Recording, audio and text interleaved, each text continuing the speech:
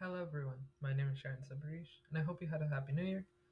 And today we're going to be continuing our physics and cricket series with vector sums. So what is a vector sum? So imagine the circle in the middle is a point particle, basically the smallest thing you can ever imagine. Now, this point particle can be moved or stopped from moving in multiple ways because think of Newton's law that states that an object in motion will stay in motion and an object in rest will stay in rest unless acted upon by another force. So let's say we have this pencil sharpener right here. Right? If it's just resting on my hand, there's actually two forces at the same time happening. The force of gravity pulling it downwards, but there's also the force of my hand keeping it up. Right? That's two forces. Now, and that's just an up and down. Now, if I'm holding it here and my other hand pushes it, there's four forces happening at once, right? So you still have the same forces of gravity and my hand holding it up. Now, there's also the force of my hand pushing it, but there's also the force of friction going the opposite direction as my hand pushing it. So this is how sometimes forces can get a little bit complicated, and sometimes drawing it out can really help us understand what happens with these vector sums. So let's put it into cricket points. So let's say we have our batsman here, right? He's starting to hit a really good shot. Now, what would be affecting the ball here? Well, you have the bat, right?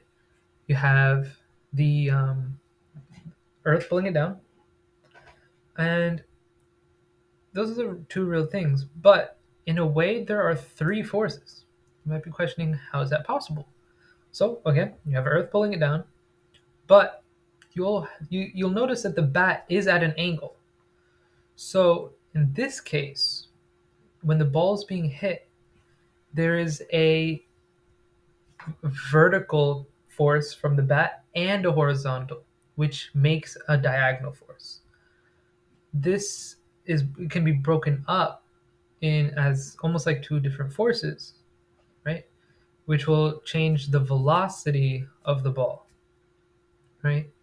So the white arrows here indicate kind of what is changing the velocity of the ball, while the black arrow kind of shows the direction the ball is going.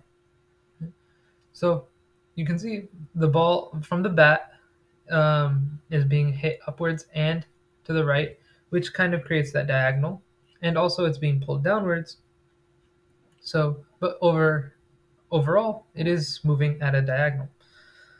Now, the other hand, let's say the ball's up in the air. Now the bat's not hitting it, but there would still be momentum affecting the ball, right? Which is going towards the other side of the screen. The momentum from that initial hit is still affecting the ball here, right? And gravity again is always pulling down. So you'll see those are the two main things affecting the ball at this point in time, which means you can kind of see in the middle, the black arrow shows the ball is going to be starting to move towards the bottom right. And finally, let's say the ball's on the ground, kind of rolling after initially being hit. What's affecting it here? Well, this is kind of like the pencil sharpener in my hand being pushed, right? Because you'll have earth pulling it down, but you'll also have earth pushing it up, which is the ground keeping the ball from sinking through to the center of the earth. And since it's rolling, you'll have a force going towards the right, but also friction going towards the left. So where's the net force, or where's the ball net moving to? Towards the right. While it is rolling towards the right, there is a friction force that will eventually cause the ball to stop towards the left, which is why the left arrow is a bit longer than the right. So that's all I have for you today. If you have any questions, please leave it in the comments. And thank you all so much for watching. and I'll see you in the next one. Thank you.